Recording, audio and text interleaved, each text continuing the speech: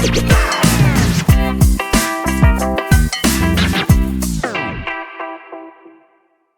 lagi di studio Kejawar KM1 Banyumas. Sekarang saya ditemani sama Naila. Yeay. Siapa dia? Naila adalah PKB dari Kecamatan Kepil, Wonosobo. Wonosobo. Jauh banget tuh Kepil. Saya ke Kepil kalau ke Jogja, Nay. Oh iya, Itu pasti jalannya lewat gini-gini. ya. Udah halus kok Mbak, alhamdulillah sekarang. Udah halus, wah. Udah enak kayak gitu. Selain jalan yang halus di Wonosobo Kepil ada apa lagi nih? Oh, ada satu layanan untuk masyarakat, untuk para keluarga, yaitu PPKS, Pusat Pelayanan Keluarga Sejahtera.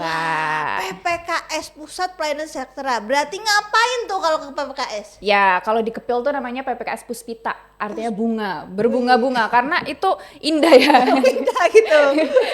Jadi PPKS itu wadah bagi masyarakat untuk bisa melakukan kegiatan konseling kepada kami para pengelola PPKS, karena kan masalah keluarga itu banyak banget ya Mbak. Iya. Jadi dari yang belum nikah nanti sampai punya anak baduta, kemudian balita, terus nanti anak remaja sampai lansia, itu bisa kita sharing-sharing bersama apa sih yang bisa kita lakukan kayak gitu kan, masalah makin banyak. Terus Wih, curhat ya, Nay?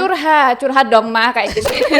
Karena kalau nggak curhat Iya. pusing sendiri, malah masalahnya makin rumit kayak gitu. Apalagi pengelolanya terlatih ya, Nay. Mbak. Oh iya jelas, dilatih sama Balai Diklat Banyumas, gimana nggak terlatih kayak. Ya takutnya kan kadang kalau kita curhat sembarangan kan bisa aja solusinya jadi sembarangan. Iya kan, betul Nay? betul ya, karena kan juga kebetulan background pendidikannya tuh udah mendukung terkait konseling, kemudian ilmu keluarga, psikologi, jadi lumayan bisa membantu lah para keluarga untuk gimana sih Mbak kayak Kalau gitu, ada sharing membantu ngambil keputusan. Nuas, Gitu. karena tenaganya sudah terlatih, ngomong-ngomong gratis sama bayar Oh nih. iya gratis toh Mbak, karena kan ini Yakin? layanan. Oh gratis, Oke. itu selalu kami sampaikan di awal bahwa layanan ini gratis, di poster kami terus juga semuanya gratis gitu. Sudah ditangani tenaga profesional, Ya. gratis.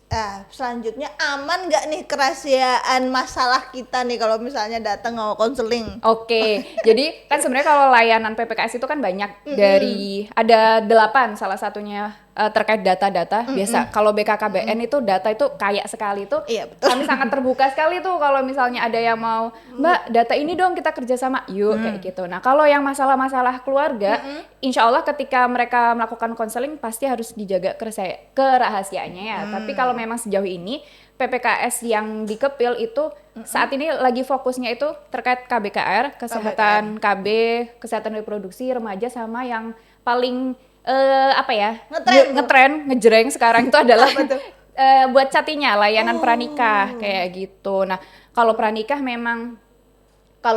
itu kita kasih nama nih Mbak, namanya kencan. Kencan? Iya Wah, kan. cocok sekali tuh. Iya karena kalau mau nikah kalau nggak kencan nanti kayak beli kucing dalam karung ya Oh, Mbak, iya, nggak benar, tahu benar, ya. benar. Jadi kalau di kencan tuh kelas catin siap nikah.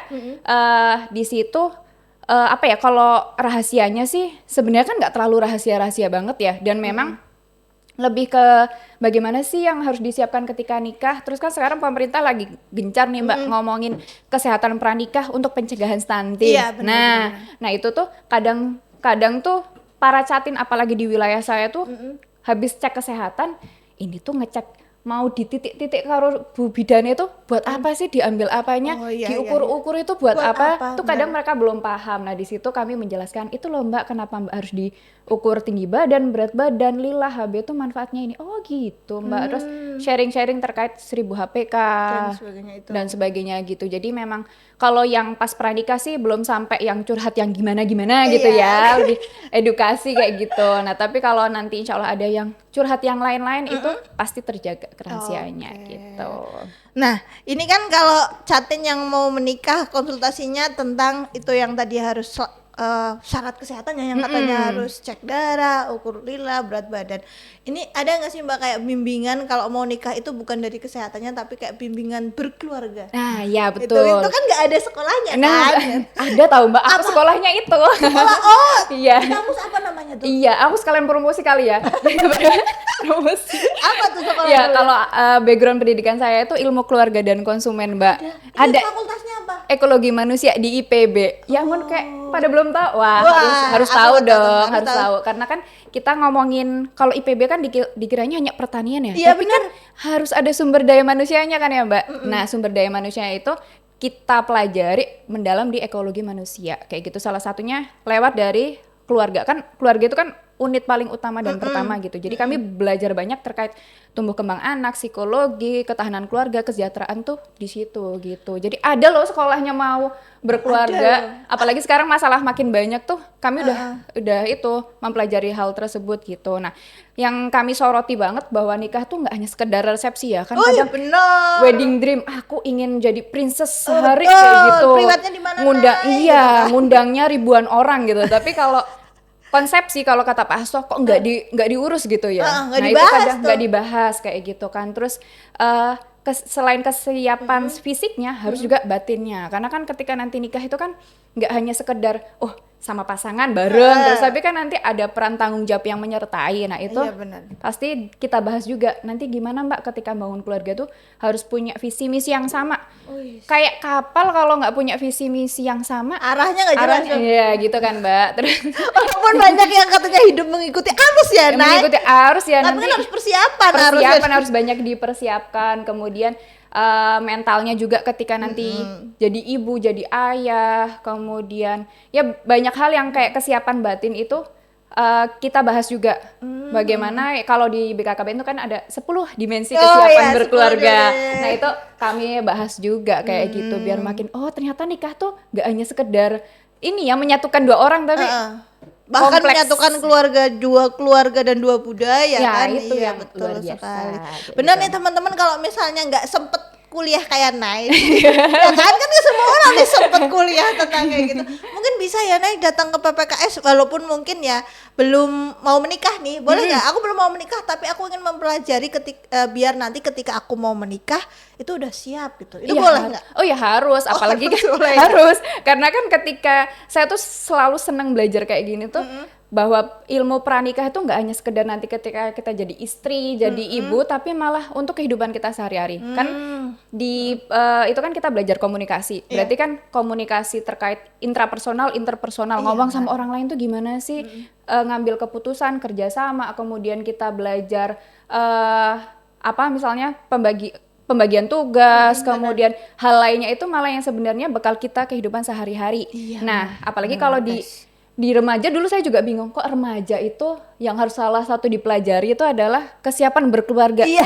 Saya tuh kayak dulu pertama pas awal ngapain ya? Ngapain tuh? Ngapain? Tapi ternyata memang penting gitu kalau remaja nggak dibekali terkait wawasan berkeluarga, dia nanti sekedar melihat bahwa nikah itu kayak di sinetron. Wah, udah ketemu yang ganteng, yang cantik, kayaknya sayang sama aku, udahlah Mbak nikah aja. Padahal bekalnya banyak sekali, nanti mereka jadi orang tua. Dan apalagi kan fenomena sekarang tuh kayaknya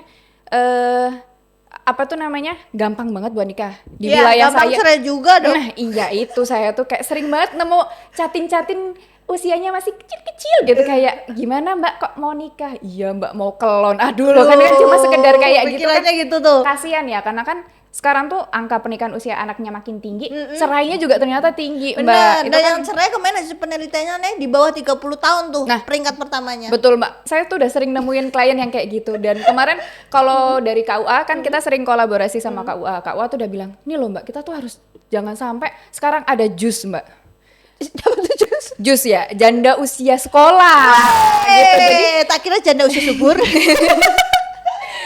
dikira jus enak, ini kalau ini bahaya karena ini banyak sekali kayak mereka ya nikahnya nggak siap, baru mungkin setahun 2 tahun itu cerai. Dan kan kalau di Wonosobo juga kan ada Puspaga itu Mbak, yang pusat pembelajaran keluarga. Mereka kan juga sering nanganin yang dispensasi nikah usia anak kayak gitu. Nah itu mereka juga sering sharing, ada tuh Mbak udah dikonselingin biar nggak nikah tuh masih anak-anak gitu kan. Ternyata enggak, mereka yakin kekeh, akhirnya sampai ke pengadilan. Berapa bulan kemudian dapat kabar, Mbak kami cerai. Itu tuh banyak karena ya mereka belum kesiap secara lahir dan batinnya kayak gitu. Kalau misalnya Nay, ada yang datang remaja atau calon pengantin mau konsultasi pranikah. Nah itu kan tadi Nela udah sebutin ada 10 dimensi ya teman-teman, 10 dimensi kesiapan berkeluarga. Nah apabila saat konsultasi itu ternyata dari 10 dimensi itu ada banyak yang belum memenuhi gitu.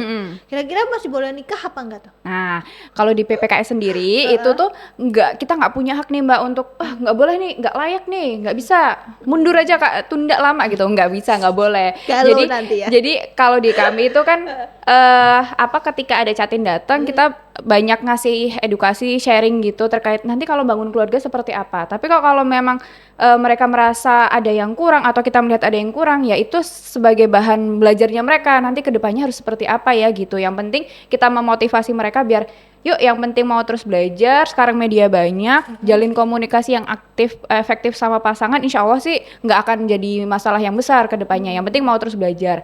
Tapi beda kalau misalnya apalagi itu kalau chatnya udah cukup usia ya, udah nggak melanggar aturan, pemerintah kan 19-19 Usianya. tapi kalau kok ternyata di bawah 19-19, nah kalau di situ kami ini nanti sistemnya rujukan gitu. Jadi ke Puspaga kayak gitu. Pusat? Jadi pembelajaran keluarga. Pusat pembelajaran keluarga. Betul. Jadi kalau biasanya dia jelas catin di bawah usia anak gitu, dia itu nanti akan apa tuh namanya? Pasti ditolak KUA. Nanti ditolak KUA itu ke kami, di kami tuh nanti ada konseling lagi, ngobrol-ngobrol lagi. Nah pas di akhir saya tanya, masih mau dilanjut nggak Mbak? Masih yakin nih mau nikah nggak? Biasanya sih masih yakin, masih semangat kayak gitu kan. Terus ya sudah, pasti kami akan bikin rujukan. Nah nanti itu tertuju ke Puspaga. Nah di Puspaga tuh nanti konselingnya akan lebih mendalam, lebih dikasih tahu nanti gimana-gimananya. Terus kalau mereka masih tetap kekeh mau nikah, mereka biasanya lanjut ke pengadilan kayak gitu. Nah di pengadilan dispensasi nikah minta dispensasi nikah, nanti pengadilan sudah ketok palu boleh. Nah itu berarti KUA bisa menikahkan kayak gitu. Jadi kesiapan 10 kesiapan menikah tuh bukan patokan resmi. Kalau nggak nilainya 10 nggak boleh nikah ya, nggak dong, karena pasti ketika nikah akan ada yang pasti kurang aja, tapi kan yang penting bisa saling mau belajar, melengkapi. Betul. Puspaga itu pusat pembelajaran keluarga. Setiap kabupaten ada, itu per kabupaten? Insya Allah ada sih, ada. Gimana tuh nyarinya buat teman-teman yang mungkin belum tahu ya? Itu biasanya kalau di kami tuh di bawah OPD Dinas KB kayak gitu. Jadi dia sudah tingkatnya di kabupaten. Kemudian mereka nggak hanya ngurusin orang mau nikah usia anak, tapi ya itu seperti PPKS tapi tingkat kabupaten dan milik kabupaten kayak gitu. Jadi mereka juga ngadain konseling untuk keluarga-keluarga gitu. Dan kami sering kolaborasi karena kan ya kita di bawah satu Dinas KB.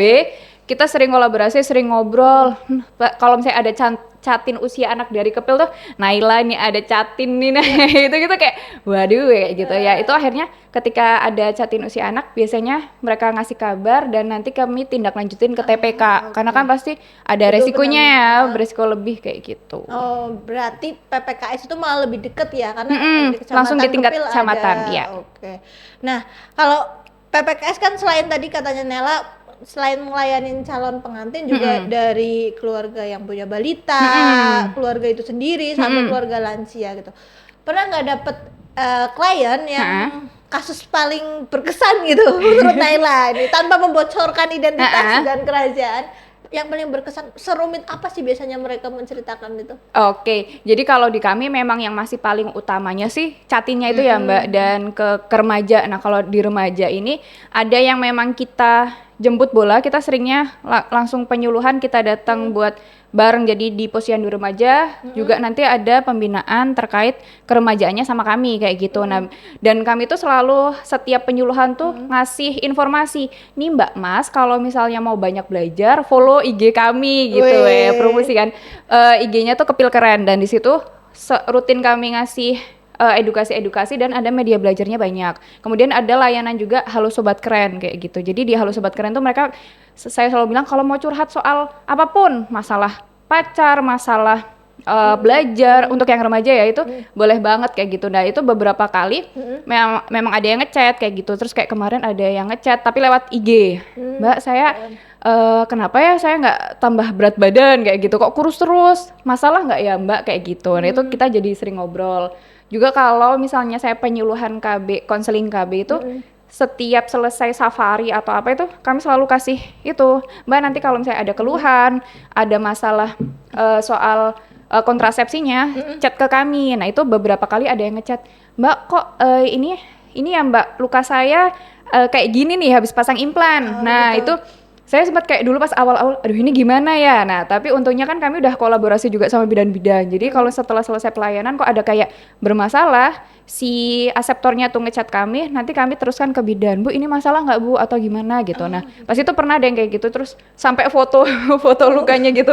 Dan ternyata memang mungkin ibunya setelah pemasangan itu langsung aktivitas berat. Jadinya mungkin lukanya masih basah gitu kan. Nah ternyata udah Mbak nggak apa-apa kok, itu nggak masalah, tinggal dibawa ke puskesmas. Nah setelah kami sarankan ke puskesmas, besoknya saya chat, gimana Bu? Alhamdulillah udah baik Mbak, kayak gitu sih. Jadi memang layanan itu semakin memudahkan masyarakat kalau ada masalah atau apa-apa gitu. Berarti di Kepil itu PPKS-nya naik itu apa namanya?